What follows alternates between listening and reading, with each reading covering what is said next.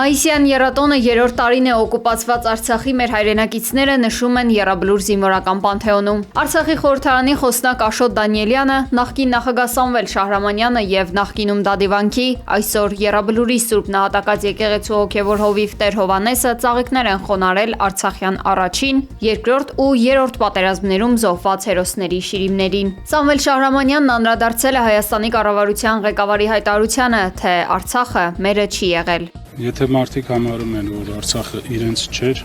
երևի ինչ-որ ճշմարտություն դրա մեջ կա, որտեղ մենք էլ ենք համարում, որ այս պահվածքով, որ ցուցաբերում է գործող իշխանությունը,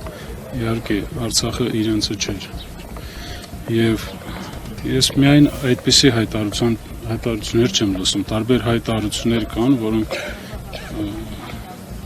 շատ մեծ ցավով են ընդունում մեր կողմից, մեր ժողովրդի կողմից։ Ամենայն հայոց կաթողիկոսը ուղերձ է հղել հայ ազգին եռատոնի կապակցությամբ։ Տասնամյակներ շարունակ մայիսի 9-ը հայ ժողովրդի համար նշանավորվել է ոչ միայն հայրենական մեծ պատերազմում հաղթանակով, այլև արցախյան գոյամարտի հաղթանակի խորհրդով։ Իր ուղերձում նշել է ամենայն հայոց կաթողիկոսը։ Հայոց հայրապետի խոսքով այսօր, երբ Արցախը բռնազավթված եւ հայաթափված է, անհրաժեշտ է շարունակել հետևողական լինել հայրենազրկված արցախահայության իրավունքների պաշտպանությանը, անցյալի իրադարձություններից քաղելով ուժ եւ հաստատակամություն, ուժեղ եւ անվտանգ պետություն կերտելու համար։ Սուրբ եղեցի անուն քո,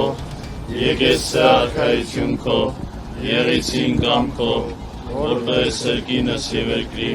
Կաթողիկոսը նշել է, որ հաղթանակի եւ խաղաղության օրը պետք է հիշեցնի ժողովրդի միասնականության, քաջարի ոգու եւ զոհությունների մասին, ինչպես մեծ հայրենականում, այնպես էլ արցախյան հերոսամարտում։ Նաեւ պարտավորեցնում է այս ամենը հոգատարություն ցուցաբերել պատերազմի վետերանների, զոհվածների եւ անհայտ կորածների ընտանիքների հանդեպ։ Ուղերձում Գարեգին II-ն աղոթք է բարձրացրել բոլոր զոհված հայրենիների հոգիների համար, ընդգծելով, որ նրանց հայրենասիրությունը շարունակում է ոգեշնչել սերունդներին, ապրելու եւ արարելու նույն նվիրումով։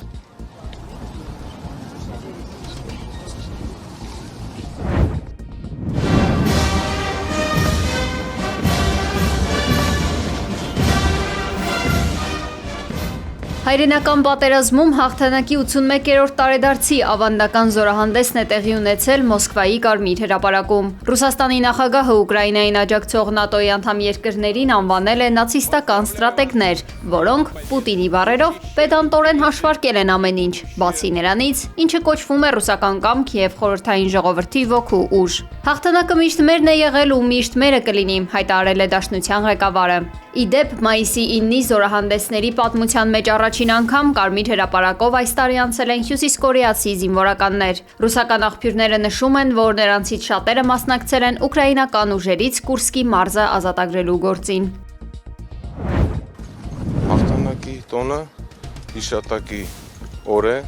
երբ մենք հիշում ենք մեր Հայաստանի փոխարտգործնախարար Մնացական Սաֆարյանը Ռուսաստանի հետ հարաբերությունների սրման հիմքեր չի տեսնում, թե հայկական, թե ռուսական կողմերը շարունակում են պահպանել աշխատանքային բնական կապեր, նշել է փոխարտգործնախարարը։ Հայ-ռուսական հարաբերությունները ունեն երկար պատմություն, ներկայիս դրությամբ որոշ խնդիրներ կան, որոշ հարցեր կան, որոնք մենք քննարկում ենք մեր ռուս գործընկերների հետ։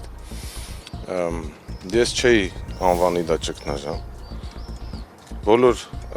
այսպիսի իրավիճակներում, երբ աշխարհում կան այսպիսի զարգացումներ, նորմալ է, երբ որ առաջանում են հարցեր միմյանց նկատմամբ, եւ մենք փորձում ենք երկխոսության միջոցով հասցեագրել այդ բոլոր հարցերը։ Սաֆարյանն անդրադարձել է Ռուսաստանում Հայաստանի ներկայացուցչին վերջերս դեսպանատուն կանչելուն։ Նրա խոսքով այդ ամենի հիմքը Երևանում վերջերս անցկացված գագաթնաժողովն ու դրան հաջորդած գործընթացներն են։ Նրա խոսքով հայկական կողմը անհրաժեշտության դեպքում կարձագանքի դեսպանին փոխածված հայտագրին։ Վերջերս հանդիպում ենք ունեցել, գիտեք։ Ադրբեջանի հետ սահմանազատման հանձնաժողովների հանդիպմանը 3 փաստաթղթի նախագիծ ենք համաձայնեցրել, հայտնել է Հայաստանի փոխվարչապետ Մհեր Գրիգորյանը։ Նրա խոսքով իրատեսական չէ աշխատանքները մեկնարկել մոտակա օրերին, բայց կողմերը քննարկել են կարևոր նշանակության հարցեր։ Վերջին հանդիպման ժամանակ մենք հանձնաժողովներով համաձայնեցրեցինք թվով 3 փաստաթղթի նախագիծ, իրանք իհարկե տեխնիկական բնույթ են, բայց շատ կարևոր նշանակություն ունեն, որովհետև այդ փաստաթղթերի համաձայն հետագա աշխատանքները շատ ավելի ինստիտուցիոնալ եւ կանոնակարգված կլինեն։ Ըստ այդմ այդ փաստաթղթերը շատ շուտով ներպետական ընթացակարգերով պիտի հաստատման գործընթաց անցնեն Հայաստանում եւ Ադրբեջանում։ Այդ փաստաթղթերը հաստատելուց եւ օրինական ուժի մեջ մտնելուց հետո երկրներում մենք շարունակենք գործընթացը։ 12 ամիս առաջ արդեն աղազանքը կար։ Հայաստանի ներքին գործերի նախարար Արփինե Սարգսյանն անդրադարձել է Վեդիում արձանագրված դեպքին, նշելով, որ այն բացահայտվել է օպերատիվ տվյալների հիման վրա։ Ըստ նրա, նախարարությունը չի միջամտում նախաքննության ընթացքին։ Նույն օրը տվյալը իրացվել է, հետո Վեդի բաժին իրականացրել է ձերբակալում եւ ձերբակալվածին հանձնել են քննչական մարմին։ Ու դուք եթե համադրեք իմ ասածը ձեր հարցադրման հետ կնկատեք, որ դուք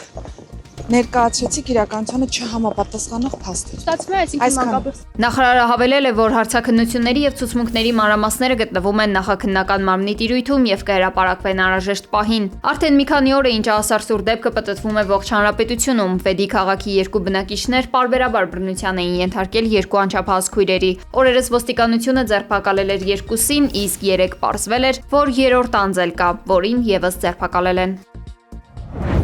Առողջապահության համաշխարհային կազմակերպությունը հայտնել է, որ մեծ աղմուկ բարձրացած հանտավիրուսի տարածման գլոբալ ռիսկը ցածր է, իսկ Հայաստանում իրավիճակը լիովին վերահսկելի է եւ բնակչության համար վտանգ չկա։ Վիրուսի ախտանիշները սովորաբար ի հայտ են գալիս կրծողների հետ շփումից 1-ից 8 շաբաթ անց, սկսած ջերմաստիճանի բարձրացումից մկանային ցավերից, հատկապես ազդրերի, մեջքի ստորին հատվածում եւ հոգնածությունից։ Գրիպի նման այս վաղ ախտանիշները հաճախ արագ են զարգանում 4-ից 10 օրվա ընթացքում եւ հանգեցնում են ծանր շնչառական անբավարարության, որը բնութագրվում է հազով շնչարգելությամբ եւ թոքերում հեղուկի կուտակմամբ։ Հոլանդական MV Հոնդյուս Բոսանավում վարակի բռնկման հետևանքով 3 մարդ է մահացել, մի քանիսը նաև վարակվել են։ Թեև հանտավիրուսը սովորաբար մարդուն է անցնում կրծողների միջոցով, մասնագետները չեն բացառել նաև մարդուց մարդու վարակման հնարավորությունը, հաշվի առնելով հիվանդների սերտ շփումը նավի վրա։ Արգենտինայից մեկնած նավին, որտեղ մոտ 150 ուղևոր կա,